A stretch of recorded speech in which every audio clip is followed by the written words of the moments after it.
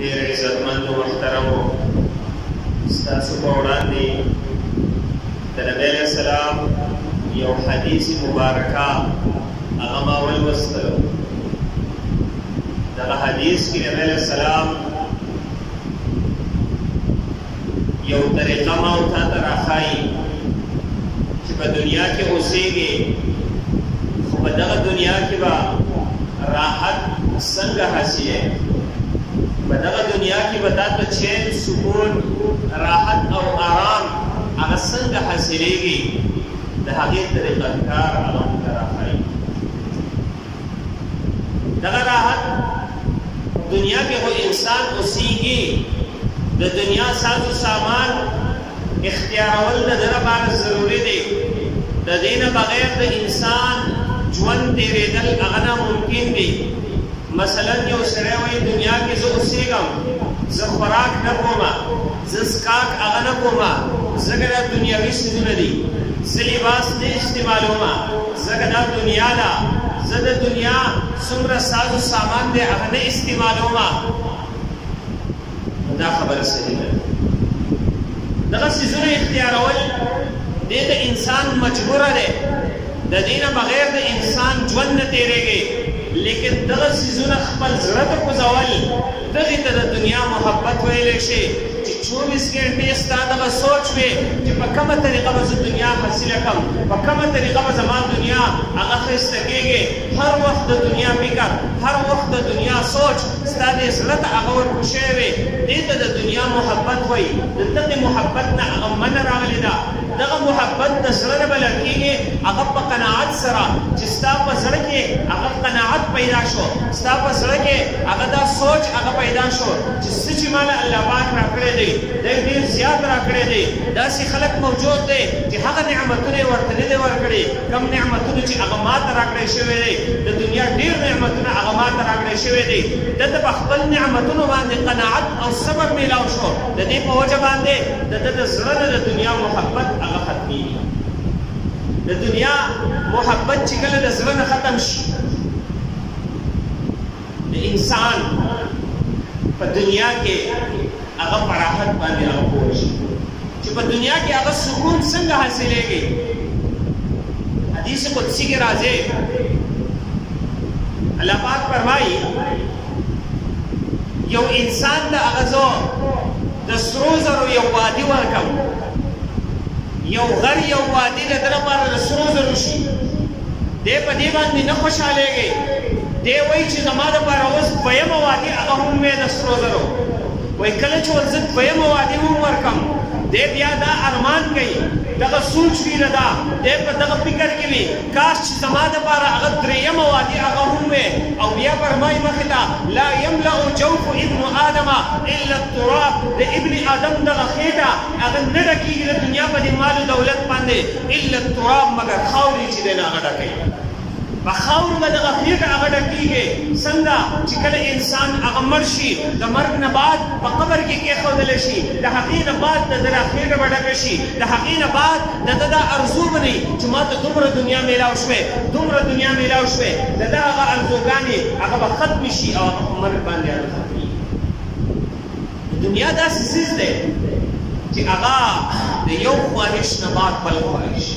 د بل خواهش نه بعد بل خواهش. یو عالم فرمایي د تهجد وخت یو کس ما ته ټلیفون وکړو، ما ویل چې په دې وخت باندې چا ټلیفون، ما چې موبایل اوچت کړو هغه کس د هغې طرف وایي حضرت ما ته پته وه تاسو به تهجد له پاڅېدلي وئ، تاسو به دعاګانې کوئ. نو ما ویل چې تاسو ما په خپلو دعاګانو کې یاد کړئ. دې تپوس کې څه دعا ورته وایي ټوله شپه دا د تهجدو دا وخت راغی تر دې ټیمه پورې ما خوب نه دی کړی. د څه دپاره؟ د څه ټینشن د وجې نه مې خوب نه دی کړی. زما ټینشن دا دی چې زما 29 میلیونه دي او دا 13 میل چې دی د دې په سوچ کې یم، د دې په منډه ترړه کې یم چې دا به څنګه ماته حاصل شي. تاسو دعا وکړئ چې دغه میل هغه ماته حاصل شي 13 میل. اوس ګوره د ده 29 میلیونو مالک دی، د 13 میل چې دی نو هغه دی سوچ کوي چې څنګه به هغه ماته میلاو شي. د د دې آسان علاج نبی علیه السلام انظروا الى من هو اسفل منکم وګورئ هغې چا ته چې کوم ستاسو نه کمزوري دي ولا تنظروا الى من هو فوقکم او هغې کس ته مه ګورئ چې ستاسو نه په دنیا په مال دولت کې په سازو سامان کې د دنیا په اسبابو کې هغه اوچت دی هغې کس ته مه ګورئ فهو اجدرو دا به ډېره زیاته مناسب وي الله دا به ډېر مناسب وي دې خبرې ته چې تاسو د الله پاک د نعمتونو ناشکري به نه کوئ چې کله تاسو په دنیا کې د خپل ځان نه کمزوري کس ته ګورئ اوچت کس ته نه ګورئ نو تاسو به د الله پاک د نعمتونو ناشکري نه کوئ او که داسې شي چې تاسو په دنیا کې د خپل ځان نه اوچت کس ته ګورئ تاسو به بیا د الله پاک د نعمتونو ناشکري کوئ او دغه حرس دا بیا ختمیږي نو څنګه چې دغه میل والا کس یا دغه حدیث کې راغلل لا یملأ جوف ابن آدم الا التراب د ابن آدم دا خېټه د خاورو نه علاوه په بل څه باندې نه ډکېږي د دغه طریقه کار هغه په حدیث کې وکړه نبی علیه السلام او بیا بل حدیث کې راځي دا خو دنیوي معاملات په دنیوي معامله کې تاسو د خپل ځان نه ښکته کمزوري ته ګورئ او هر چې د دین معامله راشي د خپل ځان نه اوچت ته ګورئ د هغې فایده به دی چې کله ته د دنیوي معامله کې د خپل ځان نه کمزوري ته ګورې نو ته به په خپل نعمتونو باندې شکریا ادا کړې او هغه نقصانات په تا ته نه رسېږي کوم چې د دې نقصانات دي هغه ورسره روان دي او کله چې ته د دین په معامله کې د خپل ځان نه اوچت ته ګورې نو ستا په زړه کې به هغه یو ارزو پیدا کېږي خواهش په پیدا کېږي ستا زړه به هغې طرف ته متوجه کېږي چې زه نیک اعمال وکړم وګوره پلانکې کس په نیک اعمالو کې زما نه سیوا دی پلانکې سیوا دی څه شوي دي ماله چې زه د هغه نه سیوا کېږم نو ته به په نیک اعمالو کې هغه سیالي شروع کړي صحابه کرامو په نیک اعمالو کې سیالي کوله دنیاوي کارونو کې نن معامله ورته شوې ده خلک د دنیاوي ساز و سامان په دنیاوي اسباب مال دولت کې مقابله کوي همدغه وجه ده چې نه حرام ګورې نه حلال ګورې همدغه وجه ده چې نه چې دی نه هغه یو سړی د بل مسلمان هغه خیال ساتي بلکې یو مقابله شروع ده هغه مقابله د مال دولت ده هغه مقابله د دنیا د ګاړو ده د دنیا د جیداد ده د هغې یو مقابله روان ده د دې په نتیجه کې دی نه حرام ګورې نه حلال ګورې بلکې هغه مال دولت هغه د جمع کولو یو خواهش دی دغه خواهش دی چې زه د بل نه چې دی نه هغه اوچت شم په دغه خواهش کې په زړه کې چې دی نه هغه حسد پیدا کېږي د بل سره بغض پیدا کېږي د بل سره کینه پیدا کېږي د بل سره دشمني پیدا کېږي همدغه وجه ده په معاشره کې جنګونه دي همدغه وجه ده معاشره د سود نه هغه ډکه ده دی بیا سود نه ګوري دی بیا رشوت نه ګوري دی بیا دوکه نه ګوري دی بیا ملاوټ نه ګوري هر قسمه کار دی کوي بلکې یو چې دی یو مقصد ته ګرځولی چې زه د بل نه هغه مخکې شم وجه څه ده دی د خپل ځان نه اوچت دی د خپل ځان نه کمزوري ته هغه نه ګوري دی اوچت ته هغه ګوري دغه وجه ده دی مقابله کوي او په مقابله کې دی بیا حرام حلال دغه نقصانات ډېر ډېر زیات عبدالله بن مبارک رحمه الله لوی بزرګ هغه تېر شوی دی هغه خپل یو واقعه ذکر کوي هغې ته راځو وروسته ول عبدالله بن مبارک رحمه الله ډېر لوی بزرګ تېر شوی حدیثو په سلسله کې د ده نوم چې دی نه هغه خامخا راځي یو لوی بزرګ لوی محدث هغه تېر شوی دی دی په اوله کې داسې بزرګ او محدث او عالم نه و بلکې دی په اوله کې ډېر ګناهونو کې هغه ډېر مالدار و شهید خاندان سره د تعلق و ډېر مالدار ډېر باغاتو لدا ډېر زیات عیش پرست و باورې یو ورځ د مڼو باغ دی په هغې کې مڼې پخ شوې دي خپل ملګرو ته یې وویل راځئ د مڼو هغه باغ کې به یو څو ورځې تېرې کړو هلته هغه مڼې پخ شوې دي هغه به وخورو هلته به څه مستې وکړو دې لاړل هغه باغ ته خیمه یې ولګوله خوراکونه هغه تیارېږي تازه مڼې هغه شکولی کېږي هغه خوري چې کله ماسوتن شو رباب یې هغه راواغېستل موسیقي چې دی نه هغه شروع کړله په دغه وخت کې شراب هغه څښلی دي د خوب حالت پې غالب راغی چې کله رایق شو دی رباب غږی رباب نه غږېږي دته یو غیبي اواز راځي الم یأن للذین آمنوا ان تخشع قلوبهم آیا هغه وخت نه دی راغلی چې د مؤمنانو زړه د الله د یېرې نه هغه ویلېږي دته چې کله دا اواز وشو قرآن مجید آیات دغه آیات د کله واورېدو نو چغه وواله بلا ولې نو هغه وخت راغلی دی هغه رباب ستار هغه مات کړو هغه د شرابو هغه مټکې هغه توی کړې توبه یې هغه وویستله او داسې لوی بزرګ دی هغه جوړ شو چې یو ورځ بغداد ته راغی په هغه وخت کې د بغداد حاکم هارون رشید بادشاه چې په نیمه دنیا باندې د هغه حکومت و هغه بادشاه دی په خپل محل کې ناست خپل محل کې دی په دې کې څه شور شو د شور اوازونه دي بیبي ته تپوس کوي د هارون رشید بادشاه نه دا اواز او دا شور نه څه دی هارون رشید بادشاه خپل یو غلام هغه ولې ولاړ شو معلومات وکړه بغداد کې دا اوازونه او دا چغې دا شور دا څه دی هغه چې لاړو واپس راغی بادشاه ته وایي بادشاه دا یو لوی بزرګ راغلی عبدالله ابن مبارک رحمه الله د هغه استقبال ته د هغه مریدان د هغه شاګردان د هغه معتقدین د هغه استقبال ته وتلی دی خو په دغه وخت کې هغه پرنجی وکړو هغه وایي الحمدلله ټول مجمع خلکو هغه په یو اواز سره ووایي یرحمک الله دا د هغه یرحمک الله اواز و چې ستا محل ته هغه راغی بادشاه ته د هغه ښځه وایي ستا بادشاهي خو په خلکو باندې ظاهري طور ده اصل بادشاهي په زړونو باندې د دغه عبدالله ابن مبارک رحمه الله ده چې د هغه په یو پرنجي باندې دومره اواز هغه بلند شو یرحمک الله باندې دومره اواز هغه بلند شو چې په ثابت بغداد کې هغه اواز واورېدلی شو اصل بادشاهي ده بس هغه خپله خبره ذکر کوي وایي یو وخت هغه و چې زما زړه ته سکون او راحت وس یو وخت دا دی چې زما زړه ته ډېر زیات اطمینان دی ډېر زیات سکون دی زما په دې زړه کې او وجه ذکر کوي وجه څه ده اصل مقصد زموږ دا وجه ذکر کوي هغه وجه بیانوي وایي کله چې زه هغې حالاتو کې وم کله چې ما توبه نه وایستله چونکې د ده تعلق خو د شاهي خاندان سره نو د ده میلاوېدل به هم یې د شاهي خلکو سره و دی وایي زه خو به میلاوېدم د شاهي خلکو د مالداره خلکو سره نو کله چې به زه سهار د کور نه وتلم نو زما به ښایسته کپړې ښایسته پیزاب دا به ما چې دی نو هغه واغوستل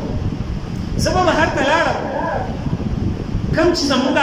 خپل خپلوان رشته دار مالداره خلک وو زه به د هغوی سره میلاو شو ما به وکتل د هغوی کپړې به زما نه عمده وي د هغو پیزاب به زما نه عمده و زه به خفه شم زما دې زړه ته به راحت نه میلاوېدو مزه به رالم د هغې نه عمده کپړې لباس وغیره به مې استعمال کړو چې کله به لاړم د خلکو به د هغې نه زیات عمده و نو ما به د خپل ځان نه اوچتو خلکو ته کتل په هغه وخت کې زما زړه ته چېرته سکون نه دی حاصل شوی حالانکې ما به ډېر قیمتي لباس استعمالوم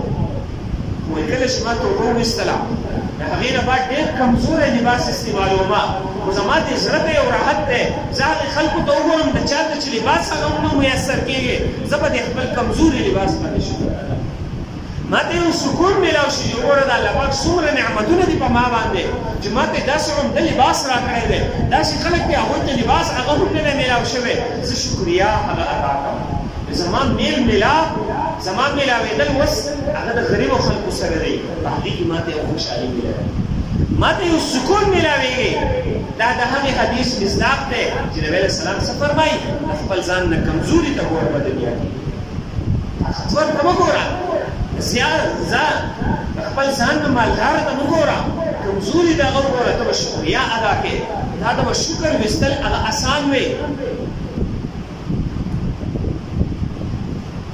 او که بالفرض داسې وشي چې یو سړی د دنیا ده هر قسمه خلک موجود دی خو نه ګوري هغه خلکو ته چې د ده نه اوچت نظر په داسې اسباب باندې په داسې خلکو باندې وشو چې هغوی د الله پاک د طرف ډېر زیات نعمتونه د ده نه ورته نعمتونه ډېر میلاو شوي دي او د ده نظر په هغوی باندې ولګېده نو بیا به زړه ته خامخا دغه ګیله راځي چې ګوره دلته دغه نعمتونه میلاو شوي دي ما ته نه دي میلاو شوي نو دی خو اوس قصدن نه ګوري خو دنیا کې هر قسمه خلک موجود د هغې علاج هم حدیث کې ښودلی شوی ګوره نبی علیه السلام په علوم باندې څومره شفیع